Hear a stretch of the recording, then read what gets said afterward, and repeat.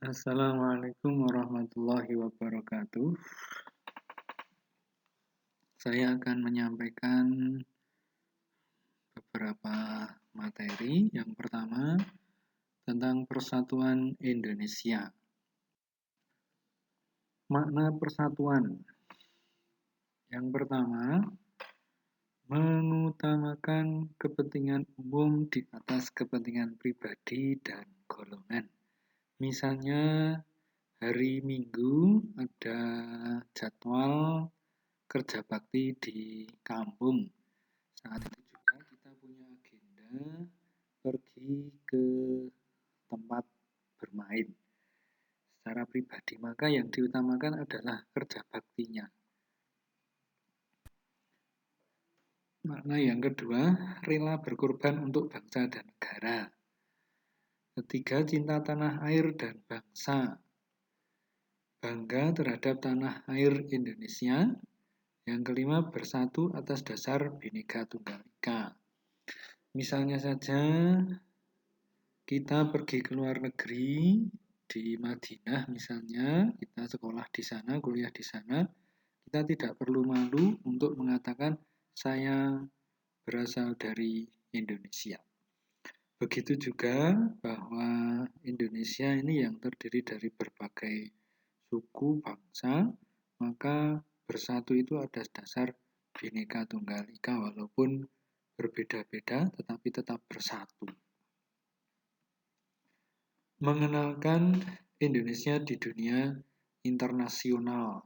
Misalnya kita tahu kita ikut Olimpiade, itu juga mengenalkan Indonesia di dunia internasional. Yang saat ini misalnya di bidang badminton, dan nantinya kita bisa mengenalkan Indonesia prestasi-prestasi yang lain.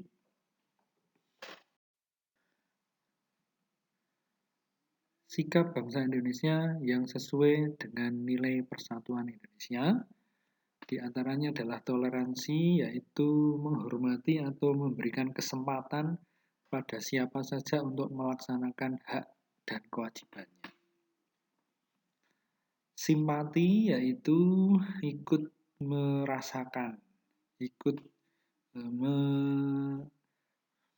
mengalami apa yang dialami oleh orang lain, sesama bangsa Indonesia. Itu simpati. Misalnya kita di Jawa, kemudian yang di Sumatera misalnya mengalami sebuah kejadian yang menyusahkan, kita bersimpati untuk membantu. Cinta damai, sesama Indonesia kita cinta damai, berdamai. Cinta tanah air, kita mencintai tanah air Indonesia.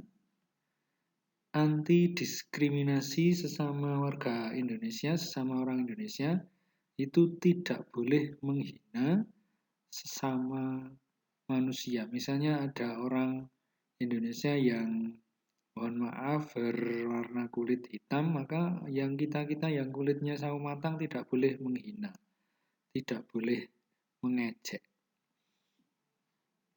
Ini tentang anti diskriminasi. Yang kaya tidak boleh menghina yang miskin.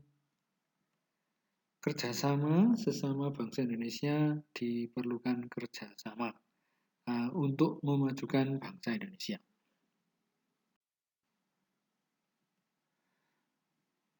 Berikutnya, setelah kita belajar tentang persatuan, ini kita menginjak ke negara-negara di sekitar kita yang tergabung di Asia Tenggara. Asia Tenggara mempunyai organisasi namanya ASEAN. Kondisi geografisnya itu yang pertama di Asia Tenggara, di negara-negara Asia Tenggara itu secara umum iklimnya tropis, yaitu memiliki 2 musim. Ciri tropis itu memiliki 2 musim, yaitu musim kemarau dan musim penghujan. Kecuali Myanmar Utara, itu iklimnya iklim subtropis, tapi hanya yang memiliki 3 musim, bukan seperti di Australia dan di Eropa, kalau di Myanmar Utara ini 3 musim.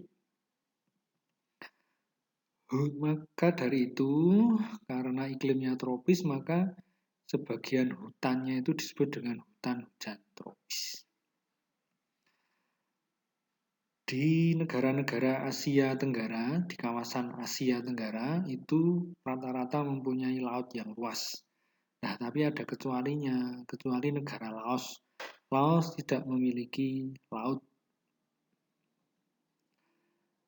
Kemudian karena perairannya ini luas, maka ada pelabuhan. Salah satu negara di Asia Tenggara, yaitu Singapura, memiliki pelabuhan yang tersibuk atau teramai di dunia karena letaknya yang strategis. Hampir semua pelayaran lewatnya adalah Singapura. Dilanjutkan dengan alat membuat patung, karena di Singapura itu ada salah satu patung yang terkenal, Merlion. Nah, alat membuat patungnya salah satunya adalah alat pahat atau tatah. Gambarnya seperti ini. Macam-macam. Ini untuk memahat, untuk mengukir. Palu, kita tahu. Butsir. Nah, butsir ini adalah alat untuk membentuk atau untuk mengurangi bagian-bagian yang akan kita bentuk dari bahan yang agak lunak, bukan bahan yang keras. Butsir, misalnya membuat patung dari lilin atau dari sabun batangan, maka yang digunakan adalah butsir. Ini tang, sendok adonan. Saya kira ini paham. Meja putar, bahan yang dibuat diletakkan di atas meja, kemudian diputar untuk dibentuk menjadi produknya.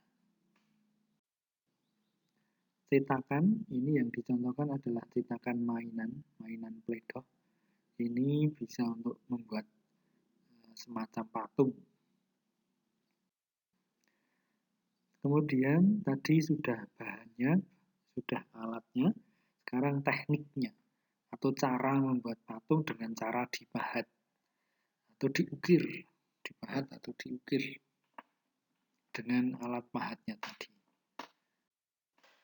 Yang kedua, teknik membutsir, itu bahannya diputar, kemudian yang perlu dikurangi dengan alat butsir tadi. Teknik cetak, seperti ini cetak, jadi cetakannya yang di luar, bahan yang dicetak ditaruh di dalam. Mirip dengan membuat bataku. Ini teknik konstruksi, membuat patung dengan konstruksi. Ini gambarnya orang sedang melakukan pengelasan. Jadi konstruksinya dengan cara las atau dengan cara mungkin tonisasi. Yang kelima, teknik merangkai, membuat patung dengan merangkai beberapa bahan menjadi patung. Berikutnya membuat simpulan bacaan. Caranya, ide pokoknya dicatat. Di satu paragraf itu kan ada ide pokoknya dicatat, kemudian disusun menjadi bentuk paragraf. Paragraf yang sudah kita susun, kita perbaiki seperlunya, maka akan menjadi sebuah simpulan